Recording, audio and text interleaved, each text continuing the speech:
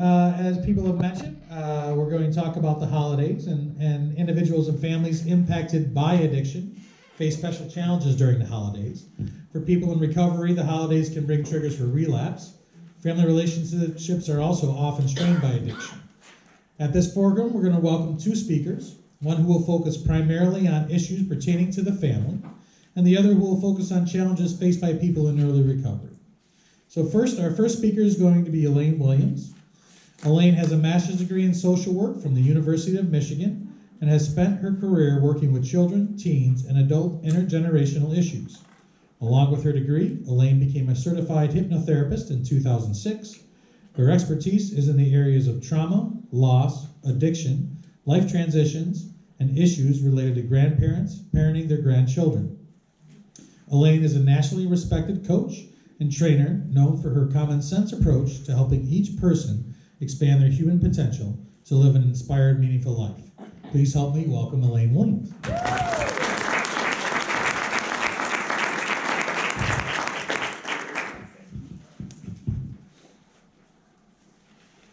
Good evening, everyone. Good evening. Just see how far I can get. Yesterday I came up with something in my throat, so I'm going to do my best tonight and may call on some of you to help me out when it comes to reading, or if I feel like my throat needs a break, I'll ask you a question. What do you feel in this room right now? Hope? Anything else? Hurt. Pardon? Pain. Pain? Pain and hurt? Support. Support. And I also feel a certain kind of loving connection that you all have, whether you are here for the first time or not. And I cannot tell you how vital it is to have that kind of connection, because people who struggle with an addiction and families who support them, there's sometimes a disconnect. And the disconnect is within the self, okay? And then the disconnect also becomes affecting the family. So I just want you to know that sitting right here and just listening to you introduce yourselves, I could feel everything that was just mentioned. And when I was on the road as a national trainer, I would do research, and I would share research that asked, what's the most important to a person who is in need and who is struggling, and maybe even feeling hopeless and helpless. And you know, we talked about financial help, we talked about community resources, we talked about a handful of different kinds of resources, and the one that mattered the most was support. The one that mattered the most was support. And so that's the basis of my conversation today. And I would like to begin by just sharing with you what my core belief is about working with people challenged by addictions. And I love this quote by a young person who said, "I was never addicted to one thing. I was addicted to filling a void within myself with things other than my own love." How does that resonate for you? Somebody be willing to comment? Been there, lived it. Been there and lived it. Thank you. Anybody else? Yeah. I think within the young community, with the middle school and the high school and even college, it goes way back, you know, to somebody not really communicating within the family or anywhere, friends or any of that, alienation of who they really are, or, you know, then it takes them to a place where they find, with addiction, they find the comfort. And it's a real strange when you hear a lot of young people talking about it. Yeah. And it could be a divorce, it could be someone just bullying you, it could be a number of things, Mm-hmm. you know, but it's a scary place to be for a young person to start their life off like that, not having any kind of good feeling about themselves, Correct. you know? And when I don't have self-love, that is a sure sign that there's a disconnect within me. Okay. The important thing to remember before I get into my slides is each of us in this room and out there in the world, we are actually perfect beings. Okay, we are actually perfect beings. We do happen to have a part that may not be working so well, but that does not necessarily define your beingness. Okay, so if you begin with a belief around the fact that we all came into this world as perfect beings, and yes, we all have struggles, okay? And I don't want to minimize any struggles, but sometimes we think of them so much from a place of suffering and a place of judgment, if you will, and we forget that the foundation of who we are is perfect, no matter what. So I just want you to hold on to that thought, if you would.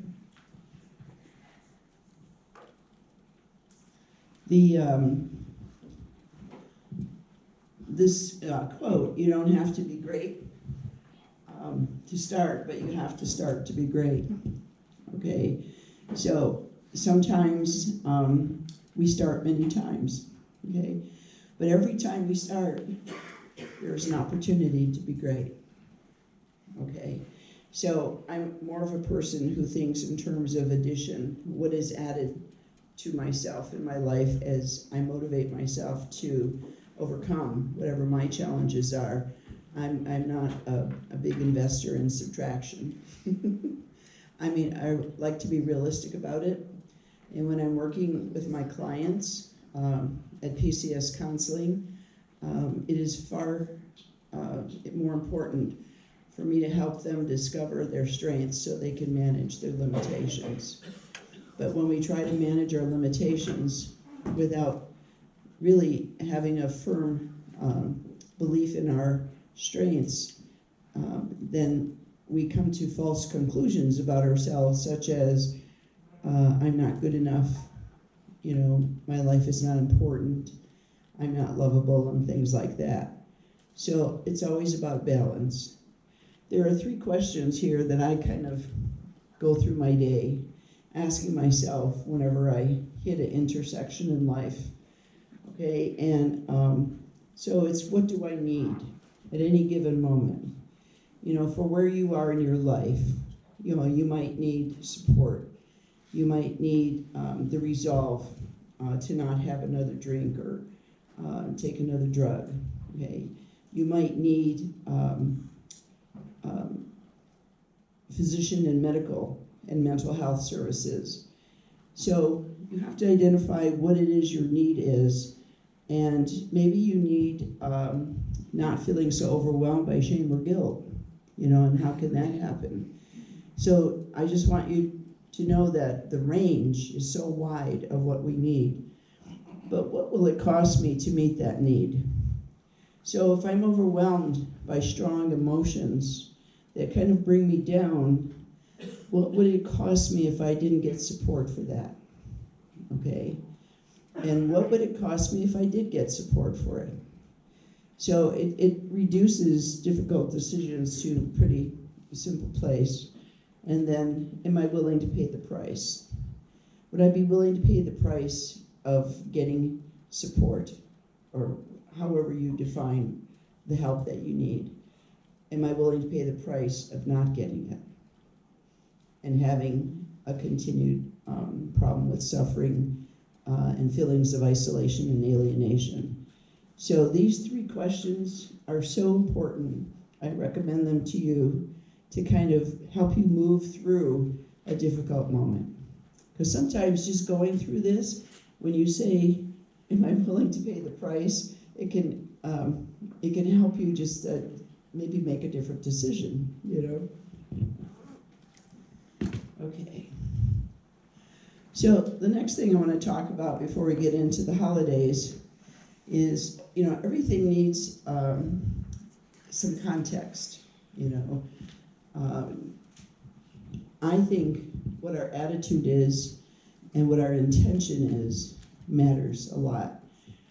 I'm a holistic therapist, so that means I use traditional methods of therapy, but I also look at energy, and I look at, how we intend for things to happen for ourselves. My intention is strong. My brain realized I have a strong intention. The likelihood I will succeed is greater than if I didn't have that intention. It doesn't mean I succeed, but it means I'm leaning in the direction because that's my intention. Attitude is everything. So within the family, how do we kind of convey, what we're thinking, what we fear, what our anxiety is about, but also what we care about, what we need, how we can help each other. And so we do that best when we have a positive relationship to ourselves. Okay, and the hard part is that addiction often means, I'm not going to say 100%, but often that we don't have a relationship with the self. I've met people in my practice who have told me, I don't even know what you mean when you talk about relationship to self. Okay, so just to clarify, it really means, what do I think of myself? Can I see my strengths and my limitations? What do I love? What's my passion? What's my work? What am I here for? What's my purpose? Do I have a sense of humor? Am I an introvert? Am I an extrovert? Am I connected to the soul that I am within myself? There's just so many questions we could ask to kind of get to know ourselves, but just think about how you met your wife or your husband, or how you've developed a friendship, and the little steps that you took before it became meaningful, okay? And that's the kind of relationship you want with yourself. Acceptance of strong feelings is difficult. Okay, when we talk about fear and shame and vulnerability, one of the hardest things for any human being, especially in our American society, is to think about showing their vulnerability or letting someone sense it. Okay, what does vulnerability mean to anyone here? Somebody want to just throw out a definition that doesn't come from Webster? Yes. Being able to show yourself defenseless. Yeah, that's a great definition. Being able to show yourself as defenseless. Okay, that is so hard for us to do because so much of our society is based on pretense.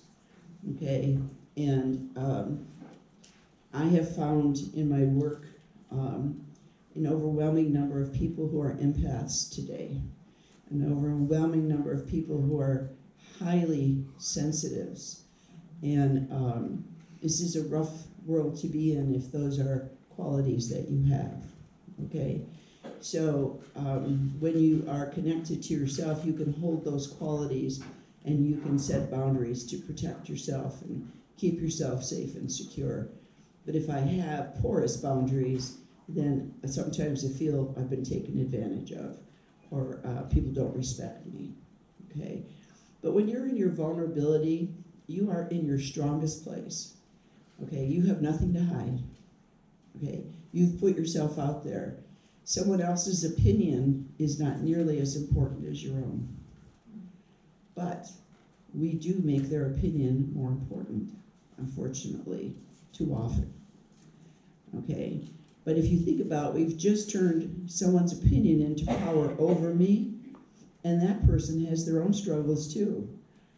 Do remind yourself that, the people that we don't like or we fear criticism from, we all have those struggles. So there's no one here that lives in perfection. I always like to say that perfection is the sublime acceptance of my imperfections. Okay. So the other part about attitude and intention is to believe that you have a right to belong. a sense of belongingness to your family, to your circle, your meeting groups, to your friends, that you have a place where you belong. And if you think of Maslow's hierarchy of needs, before we can actualize ourselves, we have to be safe, we have to be secure, our basic needs have to be met, and then we have a sense of belongingness that we work on. And it's that place, if that doesn't happen, that we begin to feel alienated, where I don't feel like I belong. And, you know, like a group like this, as you all came in, I didn't even know your story. And I only know just a small snippet, but I even have the sense that I belong. And that doesn't happen because I made it happen. It happens because everyone who came in here intended, in a way, to be open to that. So important. Setting personal boundaries, that is one of the chief challenges in the work of people who are overcoming addictions, because generally speaking, their boundaries are porous and they feel disempowered. And I don't know if you have felt that way. Could somebody comment on your sense of boundaries in your worst moment and sense of power?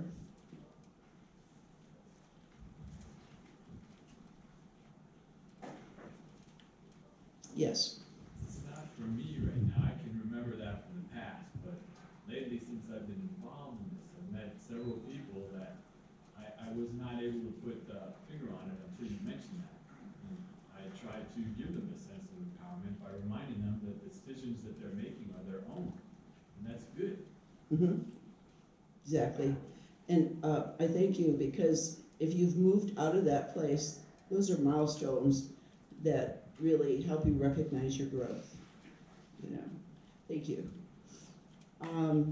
So when I said a boundary, and if I need to say no, and I've no to something, and I tend to feel guilt or shame that comes up for me easily, setting a boundary that is in my best interest means I'll work through that guilt or shame, and I'll make the decision that is in my best interest. Okay? Whereas if guilt or shame has control over us, that's when we are vulnerable, if you will, to the things that are not in our best interest. Okay? So I always say to myself, I want to know what my bottom line is before anybody else knows what their bottom line is. Because I know where I begin and end then. Okay? Accept who we are, limitations included, okay? I always use this example because it's such a good example. If I don't embrace all of myself, my strengths and my vulnerabilities, then I'm really not whole, okay? If you think of an apple pie, and you bake this beautiful pie, and it's got one section that just got some burnt on it, some part of it burnt, but most of the pie is great. And you're serving this pie to whomever, all right? And you're not happy that it's got a burn spot on it, okay? Some people will tell me that they will just cut that piece out and do something with it other than serve it, and just present the part of the pie that looks really good. Yes? I wanted to say, as far as concerning the boundaries, that I think maybe one of the most difficult part of the boundaries is a religious boundary, you know, of your faith. And sometimes, you know, you kind of play this side to the other side, and you think you can really come out okay, but it's really leaves you with a lot of guilt and shame when you go against what you believe in, and, you know, for somebody else's sake. Mm-hmm. You're losing that part of your identity, you know, with the Lord. And so I find that personally, you know, that's a hard boundary, a personal boundary to set. For yourself. You have to kind of just stay one way. There's no middle road. It's either you stay on the side that you're supposed to stay on and let people know that, and they have to respect you for that. Mm-hmm. And that's entirely up to you. Mhm. you know, and they're very difficult, you know, making that decision. And that is something that you have to work with because that is in your belief system. Yes, And others here may have a similar or a different belief system. And that's why I opened the program by basically saying, I think across all belief systems, no one would challenge the power of love. Okay? And particularly the concept of self-love, because in the old days, that would have possibly been considered selfish. Okay? But it's not. I mean, it's self-care, it's self-acceptance. It's you know, I matter. So when I'm in that place, then I can move out into the world feeling pretty worthy, okay? So the best version of me is when I see myself as worthy. So I just want to go back to the pie for just a second. Okay, if you can serve that pie with that little burn spot on it, you are accepting that whole pie. You cut that piece out, it's no longer whole. So if we cut that piece out of ourselves, deny it, project it, whatever, don't accept it, then we're not accepting our wholeness as a being. And it's far more important to accept both strengths and vulnerabilities. And it's in the vulnerability that we connect, it's not in the strengths. It's kind of interesting. It's a little oxymoron. But it's so much easier for all of us to relate to each other when we allow our vulnerability to show than when we're strong, you know? Because we tend to get competitive when we're strong. But that's another thing. I believe I am. Could a couple of you finish that sentence? What do you believe about yourself right now? I believe I am. Worthy, Pardon? stealing from your sign of it, worthy. Worthy. Excellent. And how do you translate that to your life? I am worthy. I deserve help if I need it. Okay? Anything else? How about you just deserve whatever it may be in a given moment? Can you go there? Mm-hmm. Great. Thank you so much. Let's hear from one more person. A lifelong learner, continuing to learn. I am a lifelong learner. Okay, and how does that translate into your life? I think I give myself grace and forgiveness for not knowing what I didn't know. Oh, wow. Okay. Thank you. And you know what? Thinking we can know what we don't know is an impossibility. So it's a certain kind of disrespect for the self. It's okay not to know, and it's even better if we know that there's things we don't know. Thank you for sharing, both of you. Thank you. Okay, so think about finishing that sentence for yourself in the next day, and it's a great sentence to use during the holidays, just to kind of affirm yourself, right? And to kind of build your confidence and your sense of worthiness. There's a lot on this screen, but that's not the one I wanted yet. Let me go back. It's skipping one. Okay, there should be one up here that talks about communication. That after we deal with intention and attitude, then it's time to communicate, all right? And a lot of families have not had good experiences or practice, role models, if you will, around open, direct, affirming communication where the other person can hear me, okay? So that last part where the other person can hear me is the most important part of this, okay? People will sometimes talk about being open and direct And it's kind of like a sledgehammer over your head. All right? I'm not talking about that kind of open and direct. I'm talking about open and direct in a way that the other person can hear me. And when I'm being open and direct, I'm conveying my truth as it aligns with my thoughts, my feelings, my behaviors. Okay, so there's an alignment in me that conveys the truth because my thoughts, my behaviors, my feelings are all complemented. You know, there's no contradiction in them. So when you're in recovery, and the most important thing the family can do is to sit down and have a conversation and talk about the purpose of the conversation, okay? And the conversation around expectations, around either holiday behaviors so that there's no drama, or hold the expectation there will be no drama, and what does that look like? Okay, so you want to be talking if the person is still, taking drugs or is still drinking. You don't want to have this conversation unless they're in a sober state, obviously.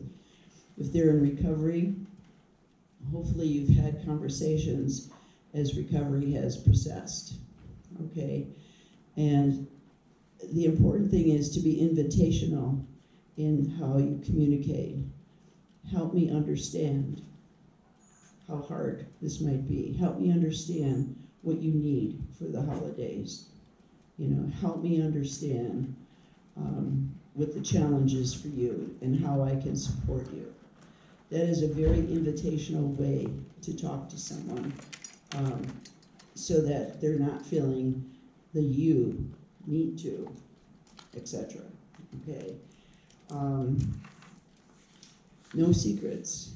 You know, addiction is about so many keeping secrets and hiding and withdrawing. And so there should be no secrets in the communication. When that happens, the chances for that communication to be functional is much higher. Okay. Setting realistic expectations and no false expectations. If it's really important for you that your loved one who is in recovery needs to go to a party that could be overwhelming, and you really want to be able to go as a family, and you need to check in and see if that is something that is reasonably in that person's purview that they can accomplish successfully. And if they can't, if they don't feel, or if they're uncertain, then that's the place the conversation needs to happen without pressure, okay? And without imposing an expectation. So the most important thing around communication is, did I hear you actively? In other words, did I hear what you intended to tell me? Did I hear you the way you wanted me to hear you? And so there are so many possibilities for us to mess up communication, you know, and they always say miscommunication is the longest distance between two people. Okay? Feelings, again, the big ones, shame, fear, anger, resentment, are like shadows, you know, when we're dealing in the realm of addiction. And it isn't just the person who has the addiction problem, it's family members too. I have a group at Ward Church every month that meets parenting grandparents. And one of the hardest things for them to talk about is their adult son or daughter who is struggling, okay, as they raise their grandchildren. But the shame and the guilt related to the adult son or daughter is really, really hard to talk about, okay? So somehow, as you build trust with each other, or rebuild trust with each other, those are the places you need to go to, okay? Because if you avoid those things, that may be where the pain is, okay? And it's really hard to kind of, it's like having an elephant in the room and tiptoeing around it. If you've been, and I heard several of you mention this, going to Al-Anon meetings or any kind of support meeting where you're realizing what your role may have been in, maybe enabling or not setting up firm enough boundaries for yourself or expectations. If you're changing, you want to share that with the person, your loved one in the family who is also on their journey to recovery. So that, have you ever had the experience where, let's just say, when you were younger, you were a bit of a bully, okay? Not outright, but, you were kind of tough and imposed your opinion on other people. And let's just say, as you went through life, you started to shift and you became a better listener and less imposing. But people who knew you back then, they still call you a bit of a bully. Have you had that experience, anybody? Yeah, heads are shaking. Yeah, so how does that make you feel when you've, been on a journey of change and transformation in some cases, and they still have you in the old box? Terrible. Yeah, who said that? Raise your hand. Can you just comment a little bit? Yeah, I was driving my car with my 3 children, and I was coming out of Southfield going on to Van Born, and I was going a little over the speed limit, and the gentleman pulled me over, a police officer, and he come out to the car, and I handed him my license, and he was walking back to the cop car, and then he turned around and came up. It happened to be a guy he used to go to school with. And he's like, oh my God, you got kids? He goes, oh, Tracy, you such a bully back every day. He goes, and I can't believe you're a mother now and you've got 3 children. He's like, here, take your license, get out of here. Oh my God, I felt so stupid. I was never so embarrassed in my life. And who would think that would follow with you until into adulthood? But yeah, that slapped me right in the face. Mm-hmm. Are you a sensitive person? Yeah. Mm-hmm. And, we need sensitive people in this life. I mean, look at how harsh our world is, all right? If I hide that sensitive part of me and I don't share it with people, then I am actually contributing to the harshness of life because everything needs to be in balance, right? And so when we're in balance, that means the sensitives, those of you who have that gift, I would call it, need to put that out there. It looks like kindness. It looks like caring. It looks like the ability to identify with somebody else who's struggling. It looks like wanting to support someone.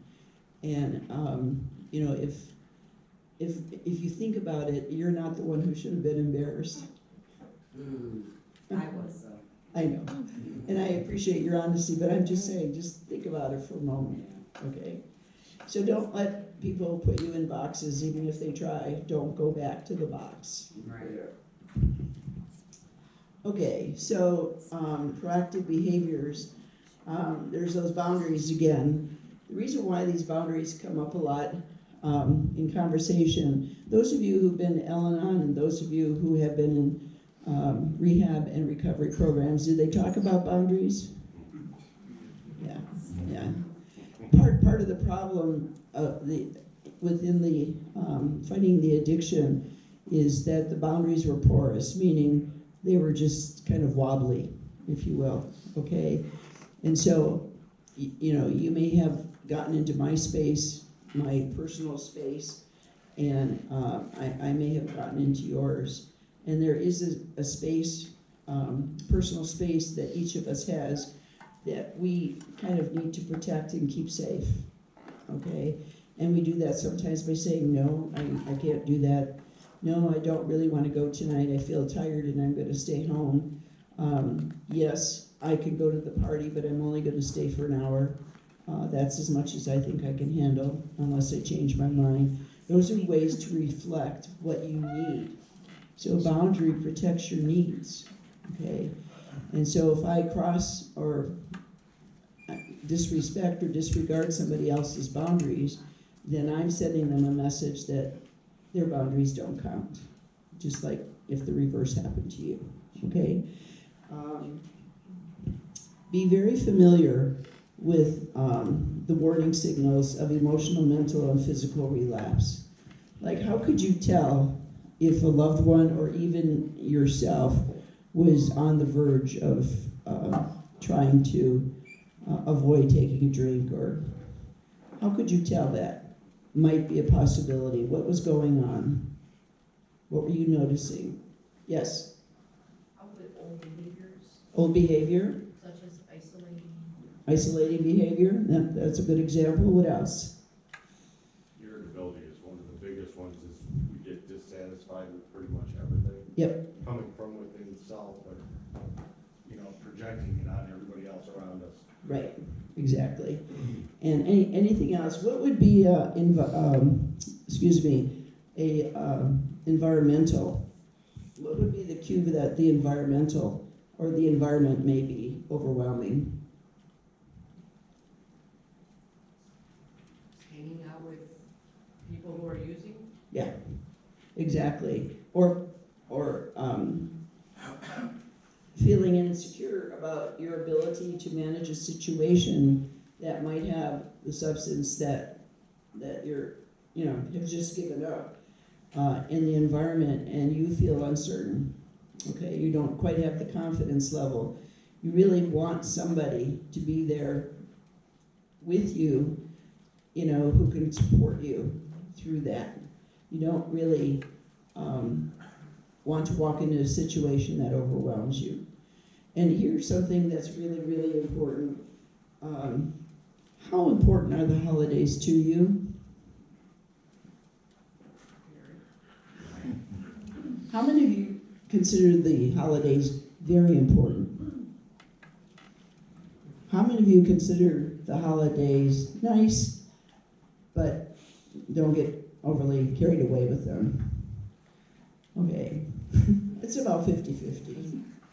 Okay, one of the important things to do is to not make Christmas Day or Christmas Eve or Thanksgiving or New Year's more important than it actually is. Okay, I have read this quote that I just love about joy comes in ordinary pursuits. Okay, and joy, like happiness, is fleeting. We can't hold it as a constant, right? It's fleeting, and in the process of finding it in ordinary pursuits, we realize that everyday life is just as important as Christmas Day or Thanksgiving Day. Okay, but we up the value of these holidays so much that we may be unrealistic about them. Okay, what's more important? Okay, that's what you want to think about. And if we chase extraordinary moments, we might miss those ordinary moments that really are joyful. Myself, and I'm not speaking for all of you, just myself, my most joyful moments in life were not on a holiday. You didn't add, but how much does it cost? Yeah. Sorry. That's okay. I'm glad you did that. I said that. But just think to yourself, let's bring this down to real size, not a giant. Let's not give it more import than it really needs. Okay? And you can do what you want, but the most important part is keeping it reasonable, and that whatever coping skills all of you have, family and loved one, can manage whatever that holiday is going to be about. And that's part of the conversation you need to have.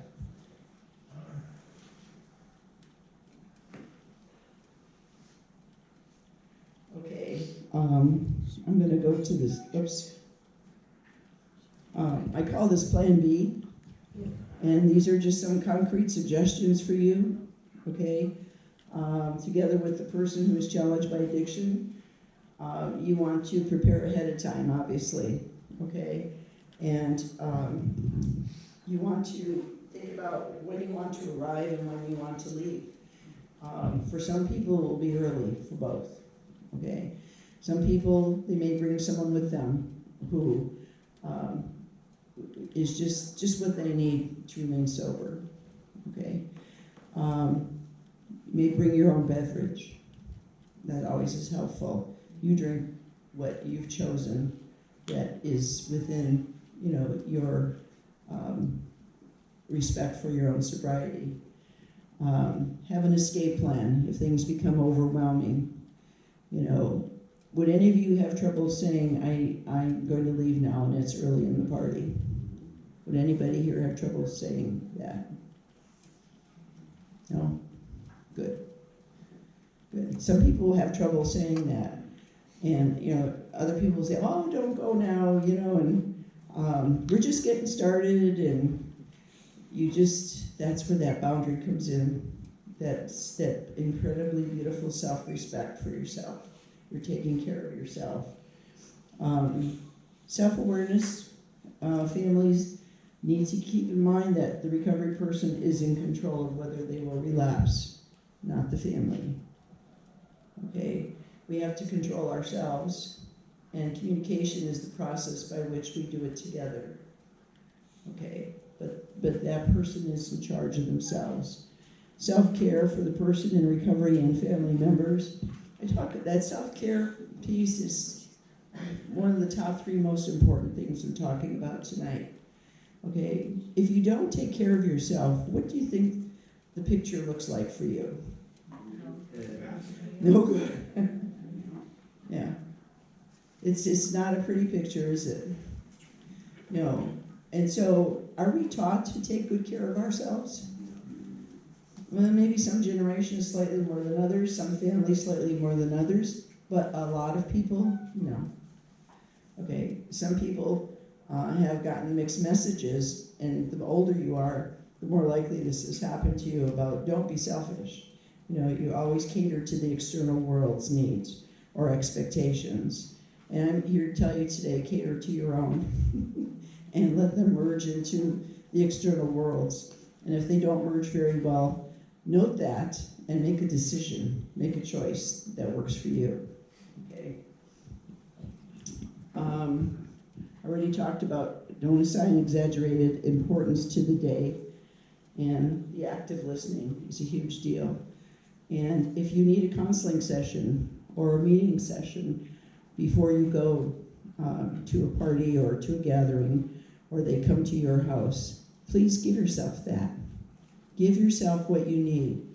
And the important thing is to grow your self-awareness, your emotional self-awareness. Many, many times people don't know how they feel. They don't know how they feel.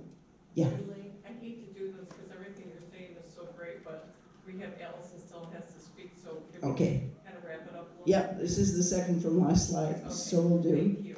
So I'm not going to read through this because of time, but you can take a picture if you want. But there is no greater gift to oneself than self-awareness, because what it does is you don't fool yourself. You are in authenticity when you have solid self-awareness. Doesn't mean everything's going well, just means you're aware and you're not hiding from yourself, okay? When we, see something, okay? When we have good self-awareness, then we know how to manage our internal state, our impulses, and it's our impulses that get us into trouble so often at the time, and our resources. So it just takes self-control, self-acceptance, accountable to the self, and then adaptability. So I'm going to turn it over to you, Allison, now, and but we'll have questions later if you want. Okay, thank you. Thank you.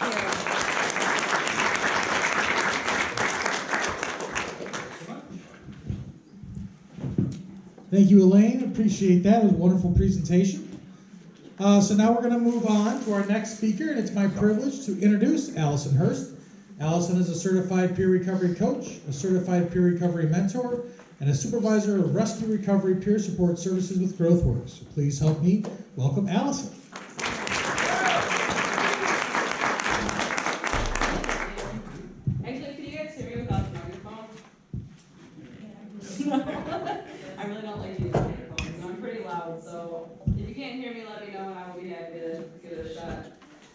Thank you, Scott, for the introduction. I guess I don't need to introduce myself too much, but like you said, I'm a certified peer recovery coach, and I supervise the rescue recovery peer support services at GrowthWorks. I'd say my most important credential, though, is that I'm a person in long-term recovery from a substance use disorder, and for me that means that I haven't had a drink or a drug since January 25th of 2014.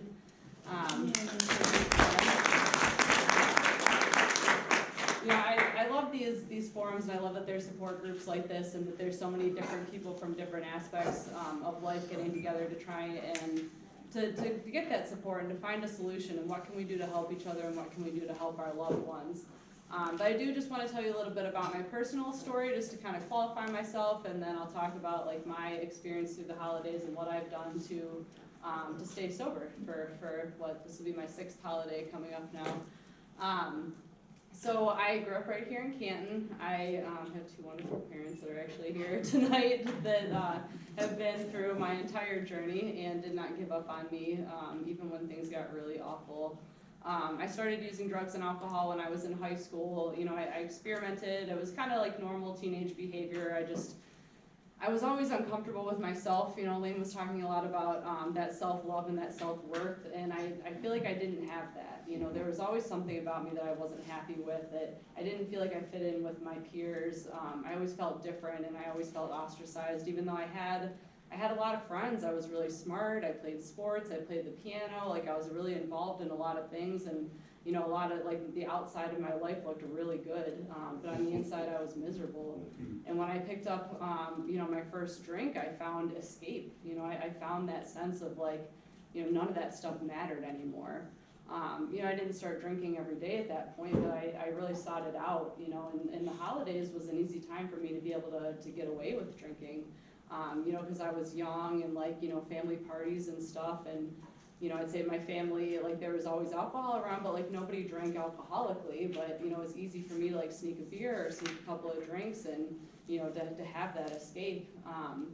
You know, and the older I got, the worse that got. And for me, you know, the drinking was always something that that adults do, and you know, as the older I got, the more I wanted to be like that, and I thought that was like a rite of passage, and like as soon as I can drink, like then that means like I've really arrived and I'm really an adult.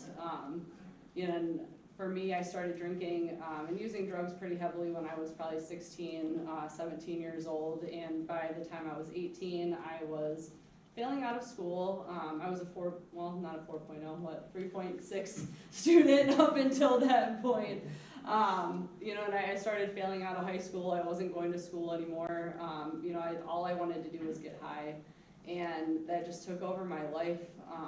You know, and I went to my first treatment center when I was 18. I was still a senior in high school. I got arrested for the first couple of times within a few month period of time. It's a big part of my story, is lots of criminal interactions. But I didn't really realize what it meant to be like an alcoholic or a drug addict. I just thought that like I liked to party, and that like all my friends were partying too, so this is just like what we do. You know, so I kind of got sober a little bit. I would say I got sober, but like I was really just smoking weed all the time. And for me, I thought that was sober because I wasn't using the hard drugs and I wasn't drinking. And you know, I decided to go back to school and kind of get my life together. And I did well for a little while. I graduated college from U of M. I got my degree in dental hygiene, and you know, life kind of like seemed to be getting better. I got a job, I had an apartment, I had a boyfriend, like life was great, but I was drinking like every single day, you know, and I didn't realize that this was a problem because all of my friends were drinking too. And I had injured my back in a snowboarding accident and got hooked on prescription painkillers, and that was when you know, my opiate addiction really took off. And you know, there was probably about 5 or 6 years there where I was either on opiates or I was drinking. Like I drank when I couldn't take the opiates, and then I used the opiates when the drinking got too bad. You know, and for me that came with a couple more arrests. I got a few DUIs, and you know, I won't tell my entire story because we will be here all night. You know, but I remember like one of the first holidays that I was on probation, which was not a new thing. I think I was on probation for the majority of my 20s. But I was on probation for, I think, my 3rd DUI, my 2nd or 3rd, one of those. It all kind of blurs together after a while.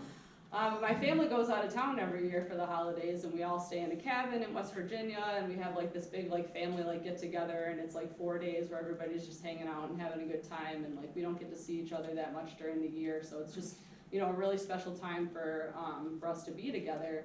And I was on probation, and I was supposed to like take this breathalyzer or drug test or something when I got back to prove that I hadn't drank in like these 3 days that I was there.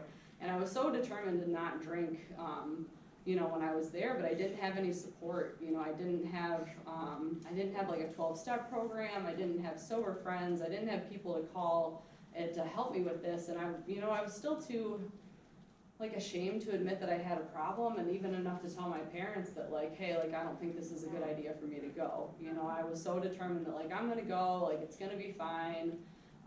And I think maybe like the second day that I was there, I'd snuck some beers, and like, you know, I did it without anybody knowing, or at least I thought that nobody knew, and like I hid the bottles and stuff, and then the next day I blamed it on my cousin, and all these beers were gone.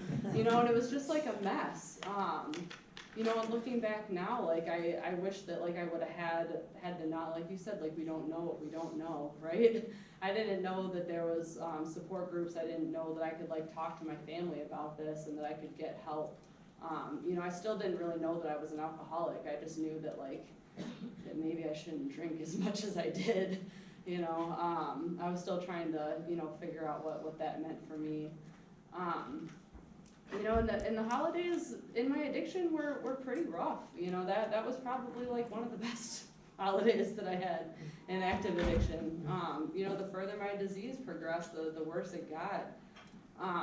The last year before I got sober, so I got sober in January, and the last Christmas before I got sober, you know, well, at this point I was addicted to heroin. My opiate addiction took me to that. And I was living on the streets, and I had attended a long-term treatment center. I was there for about, I think, like 5 months or so, and I relapsed as soon as I got out of treatment, and I went right back to using heroin. And you know, at that point, I kind of stopped talking to my parents. You know, I think they got to the point where like they didn't know what else to do, you know, and it was the best thing that they could have done for me was to say that like, hey, we can't continue to help you anymore until you're willing to help yourself, you know, and I didn't think that I could get sober. I didn't really see like recovery as an option. You know, I had done the treatment thing, and I had seen other people do it and succeed, and I didn't really know like what was wrong with me that like I couldn't manage this on my own.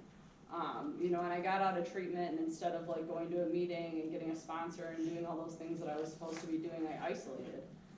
I didn't have a job. I had lost my career at that point. I had lost my driver's license.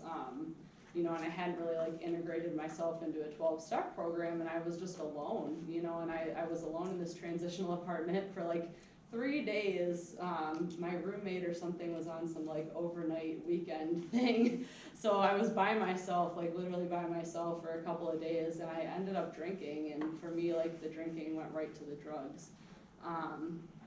So I ended up back out for a couple of months, and at this point, you know, like my family was just kind of like, we can't, you know, I was a liability to them, to be honest. You know, with my heroin addiction, I was just not safe to be in their house, you know, and that was really hard, I'm sure, for them, and it was hard for me too, but I'm sure it was harder for them because I was just so messed up that I didn't really realize what was going on.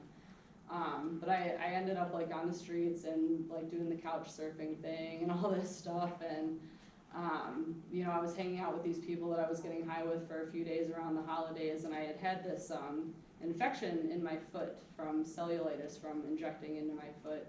And I couldn't like walk that well, and I was like so high and so afraid of like going to the doctor to try and get help, and so like actually going through the withdrawal process and everything. I put it off for so long, and Christmas Day, the people that I had been staying with actually had like family stuff to go to, so like, you gotta get out of here. And I'm like, I don't have anywhere to go, so they took me to the hospital. So I spent Christmas Day at the hospital, you know, and the doctors told me that if I would have waited any longer, I probably would have lost my foot. You know, but I remember like after I got discharged from the hospital, like walking down the street with this like plastic bag tied around my foot because I couldn't fit it into a boot. And that's like, you know, that was my Christmas. I remember calling my family and I don't really know like what I was calling for, except for just maybe they could shed some light on that. You know, I knew it was like Christmas, and I knew that that was like the right thing to do. It was like call your family and let them know where you're at, and that was probably the last thing they wanted to hear is like, I'm in the hospital, you know, I don't really want any help yet, but like I'm still alive. You know, and luckily for me, I ended up getting arrested about a month later, and that's how I did get sober. You know, but when the holidays come around now, like I think about that kind of stuff, you know, like I love those like special times that I get to share with my family, and I'd say like Christmas and the holiday season is probably one of my like most favorite times of year. But no matter how much I love it, like there's always those feelings of like regret and those feelings of shame and those feelings of just like, oh, like I put my family through so much crap. You know, and that can be really hard. And you know, the first year that I was sober, I lived in a transitional house for about 18 months, with 17 months, and the first time that I had an overnight was at Christmas time, and I got to come to my parents' house, and you know, it was kind of weird because like my mom, I'm pretty sure, was like following me around like a hawk, like making sure that I wasn't doing anything that I wasn't supposed to be doing. You know, and I was still so like stuck in self and still so like wrapped up in like my own selfishness that I didn't understand like why will she not leave me alone? Like I just need to go pee. Like just let me go to the bathroom in peace. You know, and I remember calling my sponsor. I'm in a 12-step program, and that's like what's helped me get sober. But I remember calling my sponsor and talking to her about it, and she reminded me of like exactly what a chaotic mess I was for so many years, and like all of that stuff that I put my family through. And it kind of like dawned on me when I heard it from somebody else. I was just like, oh my God, I'm an asshole. You know, like why do I think that like I deserve this like freedom or whatever? That this should be this like perfect Christmas season. And everybody do what I want them to do. You know, and that was just something that I had to experience, and I'm sure like my family just had to sit by and just like, you know, thank God, like they've just been amazing. You know, but that was a struggle, just learning how to like be there and be like present and be like with my family and enjoy those times together without having to have like substances to help me with that. You know, and I've had a lot of firsts in my recovery. I mean, anybody that gets into early recovery, like everything we do that's going to be like the first time we do this. I remember like my first birthday and like my first like outing with my family, the first, you know, date with my husband, like all these things, just like I don't know how to do this stuff sober. And the only thing that really helped me with that was the support of other people that are also in recovery, you know, and also like that honesty and that transparency like with my family. I remember when I came home for Thanksgiving, and it was just like, you know, the daytime, like we went over, had Thanksgiving dinner, but I left at a certain point and went to a meeting, you know, and I came back. And I think a lot of times people in early recovery, or sometimes the families too, don't understand that like we need to take care of ourselves and we need to put our recovery first. You know, and that can be really hard because like I want to just like be there, and I want to just be like this normal person that comes to Thanksgiving dinner and just like hangs out and has like Thanksgiving and doesn't have to worry about going to a meeting. You know, but for me in that first year and even like now, like that's the most important thing. Like if I'm not okay in my recovery, and if I'm not like spiritually fit, then I'm not going to be okay to just be sitting there and just like hanging out with people, and you know, especially if there's like alcohol around. You know, I go to my family's parties now to we get like this cabin and stuff, and after a while, like I kind of have to take a step back. Like I know that, you know, it's okay for me to say like, hey, like I'm just gonna go up to the lodge for a little bit and hang out at the pool, like kind of away from everybody, because they start to get, like I have cousins that are in their 20s and they just like, they throw them back, you know, and they're not alcoholics, like they can do that, you know, they like work hard all year round, and this is like the one time a year that they like let loose, but like nobody gets stupid drunk, nobody gets arrested, nobody goes to the hospital, you know, like for me, when I pick up a drink or a drug, those are the things that happen. I end up in the hospital or I end up in jail.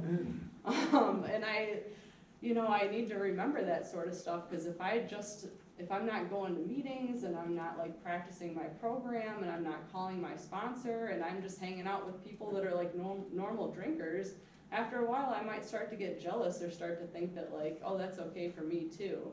You know, so I have to have like those backup plans. You know, we talked about having like those escape plans, and You know, for me, that means like knowing like when the meetings are, like around the holiday times, just knowing like if there's a 12-step meeting, or even just like other sober people that I can get together with, like having that backup to say like, hey, like I'm gonna be going to my family's house later for Christmas dinner, but in the morning I'm gonna hit a meeting and then I'm gonna call my sponsor and I'm gonna let them know like what's going on. You know, and also like just being honest with your family. You know, I had to learn how to let my family know what was going on with me, that like, you know, I know that we're gonna be around a lot of drinking, and I do that now when we get together with family, like, I look up meetings in other areas. When we go to West Virginia, like, I go to a meeting when I'm there. You know, it's not my normal home group, it's not the people that I know, but for me, it's important to have that connection and to have that, you know, have that recovery experience. You know, as far as things like around this area, I know that like the PC Alano Club has Alpathon meetings, and I know that other 12-step or like Alano clubs in other areas have these Alpathons. And what that is they have like pretty much a meeting every single hour, and they're open. I know the one at Thanksgiving time at the PC Alano Club is the day before Thanksgiving, Thanksgiving Day, and then until the following morning. And I actually have like the information on the card over there if anybody wants it. And then they also have like a Thanksgiving dinner, and it's potluck style, and people bring food, and it's just a safe place to go and to hang out, and there's like constant meetings, there's always somebody there, you know, and it doesn't have to be like a scheduled time, you can just drop in and hang out. And they do the same thing at Christmas time and at New Year's as well. Also getting involved in recovery stuff I think was really important for me, especially in those early days. I got involved in something called Mickey Paw, which is the Michigan Convention for Young People in AA. And if anybody is unfamiliar with this, if you know people that are in recovery or know young people that like probably should be in recovery, then maybe this is something that can help them. It helped me a whole lot, learn how to have fun in sobriety, and just get with other young people that were like doing the deal and actually like working a program and getting out and having a good time. You know, because for me, before I got sober, like drinking and drugging, that was my good time, or at least I thought it was a good time, until it was definitely not a good time. But when I got sober, I didn't know how to have fun. You know, I kind of thought that like, oh, life is gonna be boring now, and like I'm not gonna be able to, you know, kick back and relax. But Mickey Paw, they host this convention every year, and actually in Michigan, it's the weekend after Thanksgiving, so it's that Friday, Saturday, Sunday. So I'd say I don't think I've missed it. Isn't it? Huh? Isn't it the weekend before Thanksgiving? No, the weekend after, yep. I was on the host committee for like a year, we like threw this big party, and you know, that was something that just helped me to have fun in sobriety and help me like connect to other young people that were, you know, that were sober and having a good time. And like, you know, we've all had sketchy pasts, but we can come together and actually like enjoy recovery. And it's the whole weekend too, so like you do your Thanksgiving stuff with your family, and then you can go and hang out and do like a whole bunch of AA stuff for a weekend, so that was pretty cool. I don't know what else I was gonna share about, but if anybody has any questions, I'm sure I have more stuff to talk about. I wanted to throw out Yeah. just a scenario for both of you too, as a recovering addict and stuff. One of the things in the barriers or the boundaries that I had to put up too was expectations that my family had during the holidays of where I was supposed to be and how I was supposed to show up. Mhm. One of the nicest things that, and it came years later when I had children of my own, was we're just not showing up for the holidays. No expectations whatsoever. The holidays just pretty much, and it's carried on that, you know, and it might sound cold-hearted to most people, but as an addict, the expectations that you want us to show up and show up the way that you perceive us, like as a family member, as you were saying, the only time that I even saw my family was twice a year, for Thanksgiving and for Christmas. And everybody showed up and, oh, look at my children, look how wonderful they are. And then they look at us and go, oh, and what are you doing with your life? And I'd walk out of there feeling like every single year. And I actually had a sponsor tell me, why do you keep going? And I said, what do you mean I have to? And he said, why do you have to? And I said, because it's a family obligation. I was taught as a child that this is where I show up, this is how I show up. I make sure that I'm always proper, I'm always this. And half of the expectations of walking through that door every year was enough to make me get high any day. that was a perfect excuse to go get high. So when I was actually given the, like, freed of the bondage, almost, that, like, my family said, we're not gonna do that to you anymore. You know, if you wanna come, you're welcome, and you're welcome to come, but we're not gonna make you feel that way. And it's too bad, because I had to, all my grandparents had to die and stuff, because they were the ones that carried on their traditions. It was my aunt and the uncles that I had to stand up to and say, I'm not doing this anymore, I'm not doing this to myself. Because all we did was, look at what I have, look at what you have, so on and so forth, of matching up. We weren't healthy. We didn't even realize, because they're wonderful people, but at the same time, not realizing what we were doing to each other. And it's only for people to be able to look at from my experience, that, the holidays to me were wretched. Even as they started coming up as an addict, I just dreaded them. Absolutely dreaded them, from a child on. So, I don't know if you could add to that, or it was just another scenario. I don't know if any other addicts or people that feel uncomfortable with the holidays can, relate to that. But the freedom of having my family tell me, you know what, we just don't, not expected, just set me free of Yeah, that. and I think it's important to have those boundaries, to know like what you're comfortable with and what you're not. Like I know for me, like if I'm gonna go to a party or something where there's a lot of alcohol around, like I'm gonna set a time limit. Like I'm probably gonna show up a little late, and then I'm probably gonna leave really early. And I'm okay with that. Like I don't have to stick it out until the end of the party anymore. Like there's a certain point once people start to get like too intoxicated, like there's no point in me being there. And I go and I spend the time with like my family or my friends or whoever I'm there to see, and then after that I leave. And like, maybe I'll go to a meeting, or maybe I went to a meeting before I went. But just knowing like what's okay for me and what's not, like I don't have to see like what I can handle. And if I don't feel okay with it, then I don't need to go at all. Like I always had this like fear of missing out, right? Like if I don't go, I'm gonna miss something like miraculous. But if I'm putting my recovery in jeopardy, it's not that important. Yeah. Did your family ever ask you not to come, and if they had Oh, asked you yes. not to come, how did you react to that? So there was a couple of times when I couldn't go, because I was, again, on probation and probably not able to leave the state. And then there was times where it was just like suggested that like maybe you should sit this one out. And that was hard, I remember the first time that like, I'm sure it happened before, but the first time I really remember like my family going to like their family Christmas and me staying home, and I tried to make it seem like I was okay with it. Like I had a boyfriend at the time, we were living together, so I like stayed with like his family, and I was just like I was a train wreck, I was miserable, I was not sober, and I think I just, I took a lot of drugs that week just to kind of numb it out, probably more than I normally would have, and at the time, like, I understand, like, why they didn't want me to be there. Like, obviously, like, I was not in a good place, and the times when I was there, I wasn't there anyway. I was more obsessed with, like, when can I drink again? When can I use again?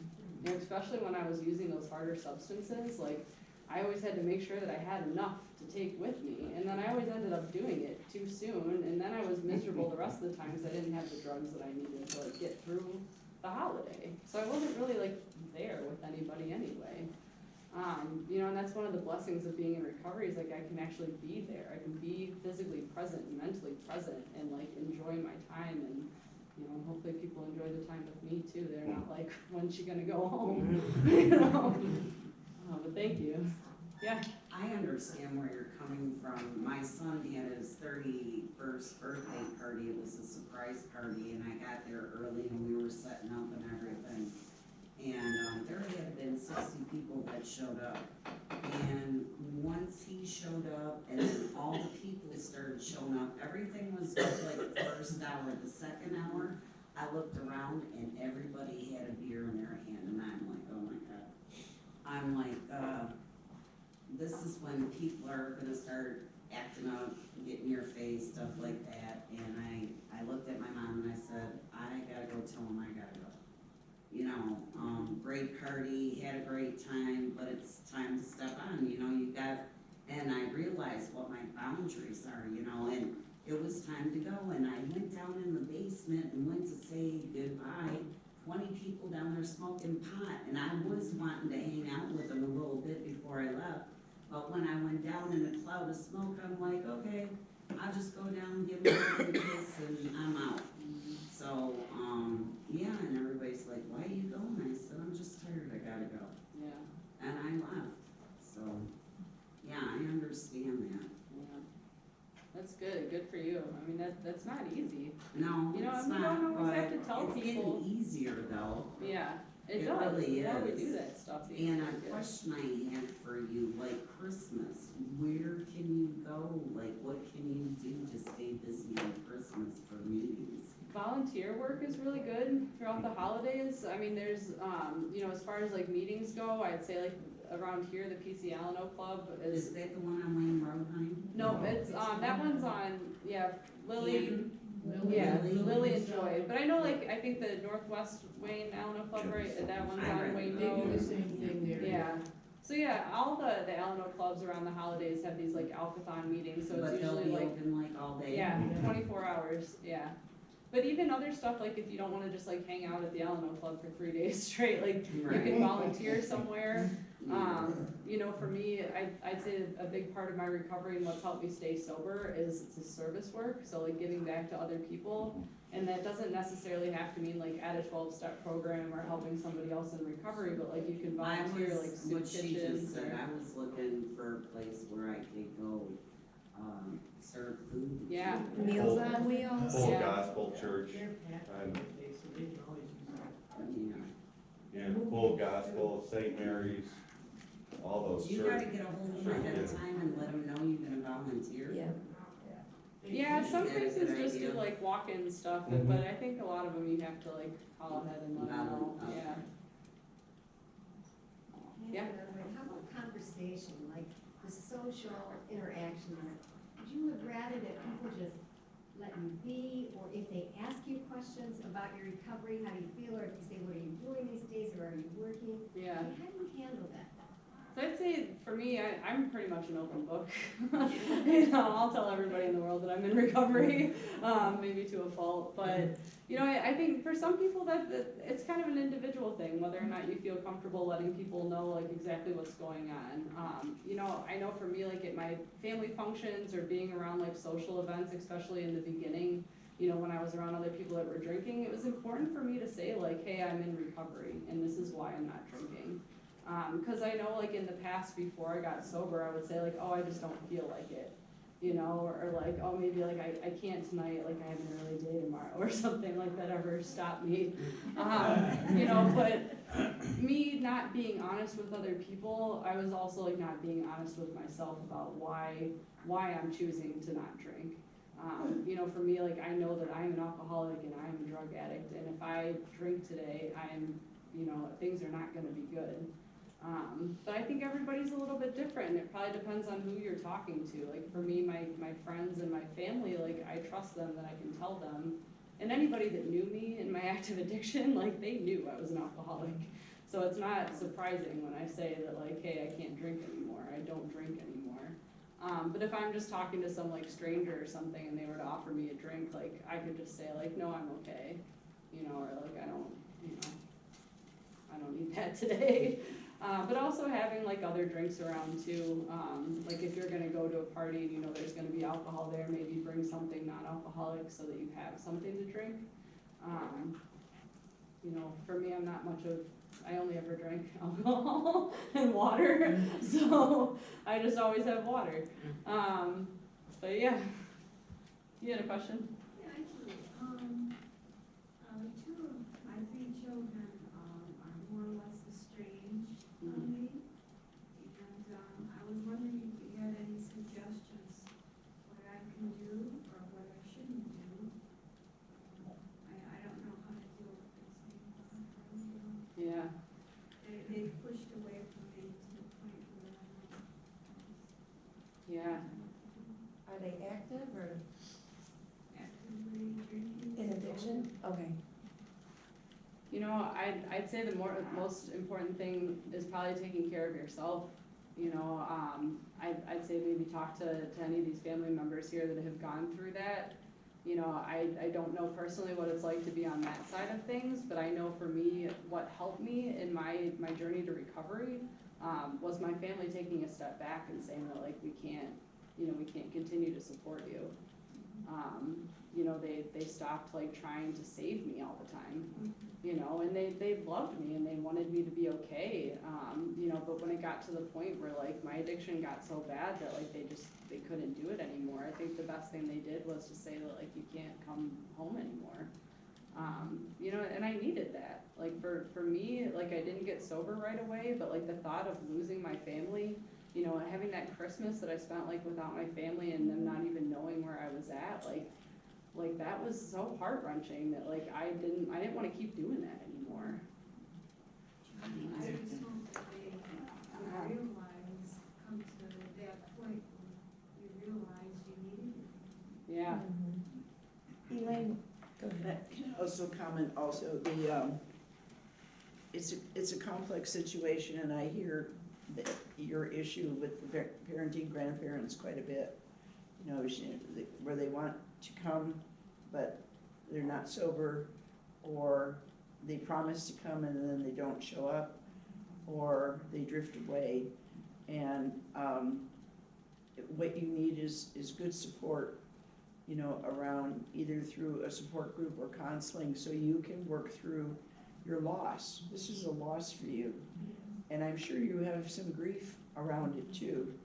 And but one of the things that helps set the boundary for them is if you can let them know in some way, either in person or text or email or whatever, that you love them. You love them. I mean, that component of loving them is so important. I can't say it enough. But that you need for them to be healing themselves so you can have a real relationship. And so you hold the expectation for them that they can do this if they choose to get it onto that, you know, journey. But for them to reject you, and I don't know if they're in and out of your life or just total rejection, you know, somehow that's an issue for them that is far more complicated than we can talk about today. But I'm sure there's a lot of guilt behind that. I'm sure there's a lot of shame. I'm sure there's just a lot of feelings that really have nothing to do with you and have everything to do with them. I feel like a perfect feeling. Yeah. It's not you. Yeah. It's not you. No, take it from somebody that's on the other side too. I stayed away because of my shame. She's absolutely correct. And it wasn't anything against my loved ones or the people who were out there. It was because I couldn't face them anymore. You know, I didn't want to put the pain back on you again. You know, I was tired of, you know, hearing the dissatisfaction from the loved ones and not being able to do anything about it. So I thought it was better just to remove myself. It wasn't against them. You know, it was all the work that I had to do upon myself of doing it. So if it sets you free at all, because, you know, the whole thing is we hold dearly the love that we still have for our families and stuff. It's just the disease takes totally over. You know, the way that we think and everything else, and we're so self-sabotaged. I don't know if you can agree that, you know, we They have guilt too. Yeah, it's You better. guys are guilty too, right? Well, it's You feel better. guilt, Are you yeah. kidding? It's all Yeah. about us. It's the guilt. You know, Exactly. So that's why they stay away, because they don't wanna hurt you no more, because of what they put. and we had no idea.